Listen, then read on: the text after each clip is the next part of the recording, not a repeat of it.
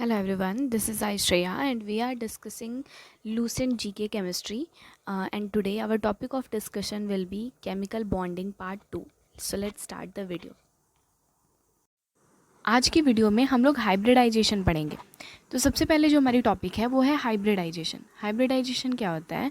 The phenomenon of mixing of two और more atomic orbital, दो या दो से ज़्यादा एटॉमिक ऑर्बिटल जिनकी इक्विवेलेंट एनर्जीज होती हैं उनका आपस में मिक्सअप होना, यानी कि आपस में जुड़ जाना नए आइडेंटिकल नंबर ऑफ ऑर्बिटल को फॉर्म करने के लिए, वो क्या कहलाती हैं?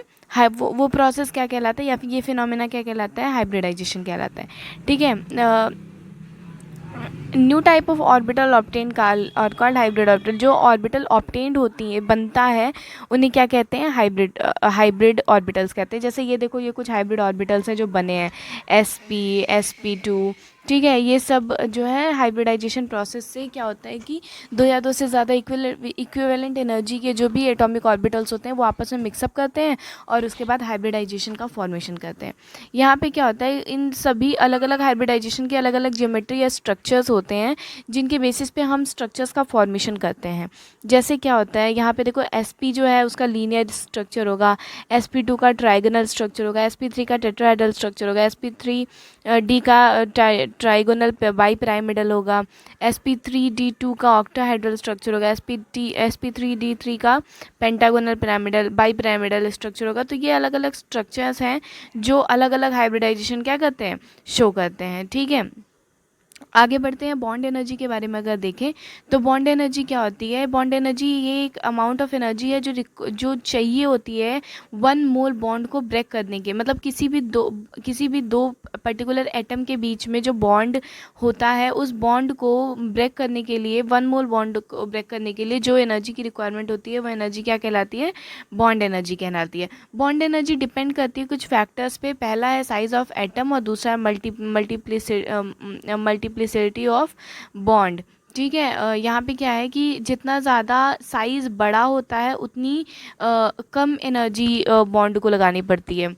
मतलब they are just inversely proportional to each other. Greater the size of the atom lesser will be the bond energy. जितना ज़्यादा एटम का साइज़ होगा उतना ज़्यादा, जैसे मान लो कि हमारे पास कोई बड़ा स्टिक है, हम उसको तोड़ने में कम एनर्जी लगाते हैं। ठीक है, वहीं अगर वो स्टिक छोटी छोटी छोटी होती चली जाती है तो फिर उस स्टिक को तोड़ने में ज़्यादा एनर्जी की रिक्वायरमेंट होने लगती है।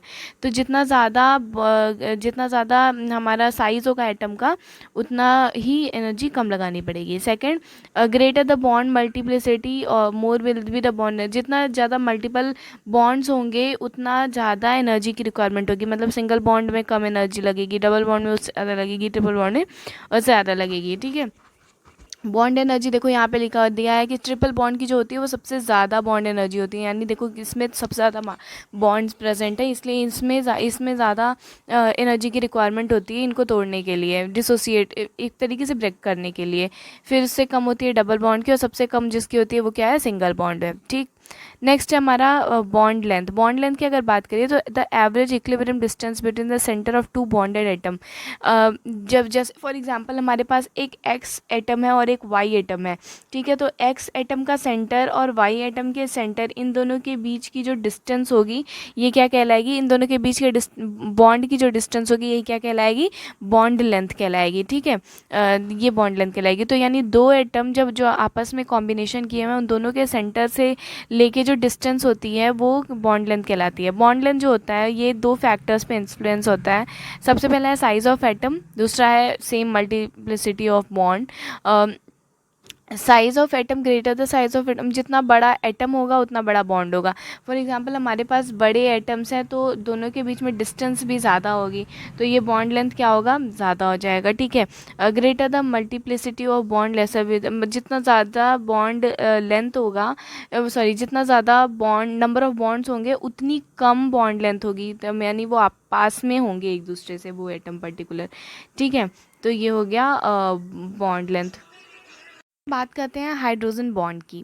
हाइड्रोजन बॉन्ड क्या होता है कि when hydrogen atom is present between two most electronegative elements then the bonded to then it is bonded to one by a covalent bond and to other by a weak force of attraction which is called hydrogen bond। क्या होता है देखो, जब कोई भी hydrogen दो दो दो ज़्यादा इलेक्ट्रोनेगेटिव एटम के बीच में प्रेजेंट होता है। देखो हाइड्रोजन एक वर्सेटाइल एलिमेंट है जो कि जो पॉजिटिव चार्ज और नेगेटिव चार्ज दोनों बनाता है, ठीक है। तो जब भी कोई हाइड्रोजन, फॉर एग्जांपल एक एक्स, हमारे पास एक एक्स एटम है और एक वाई एटम है, ठीक है, ये दोनों ही ज़्यादा इलेक्ट्रोनेगेटिव हैं और हमारे इसके बीच में क्या है, हाइड्रोजन है, ठीक है। तो क्या होगा कि इस टाइम पे क्या होगा कि ये भी अपने तरफ से हाइड्रोजन को खींचने की कोशिश करेगा because it is more electronegative, and same काम ये वाई भी करेगा, ये भी अपनी तरफ से हाइड्रोजन को खींचने की कोशिश करेगा because of the same reason, ठीक। तो होगा क्या कि एक एटम के साथ ये कोवलेंट बॉन्ड के साथ एसोसिएटेड होगा और दूसरे के साथ हाइड्रोजन बॉन्ड के साथ, जो कि डॉटेड से हम रिप्रेजेंट करते हैं, दूसरे के साथ हाइड्रोजन बॉन्ड के साथ लगेगा।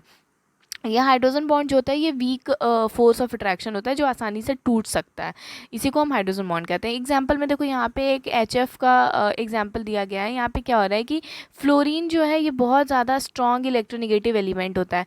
तो क्या है कि देखो दोनों साइड से फ्लोरीन को हाइड्रोजन जो है वो फ्लोरीन के बीच में फंसा हुआ है।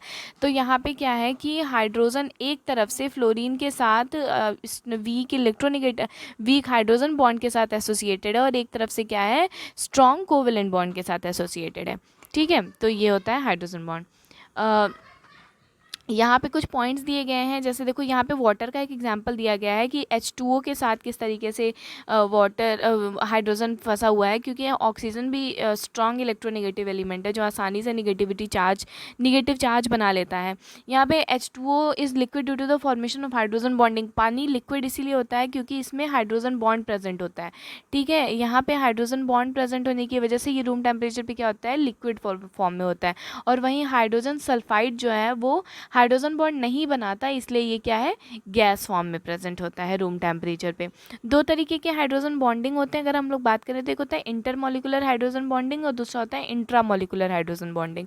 इंटरमॉलिकुलर हाइड्रोजन बॉन्डिंग क्या है, इंटरमॉलिकुलर हाइड्रोजन बॉन्डिंग तब होती है जब बिटवीन टू और मोर देन टू, एक ही मतलब कोई एक ही कंपाउंड के बीच में जब एक तरीके से बॉन्डिंग होती है। जैसे intermolecular hydrogen bond arise when hydrogen bonding occurs between two और मोर मॉलिक्यूल। यहाँ देखो मतलब सेम कंपाउंड के मॉलिक्यूल्स, जैसे HF हो गया, HFN है ना, यानी कि हमको पता नहीं है कि कितने HF एक दूसरे के साथ एसोसिएटेड है।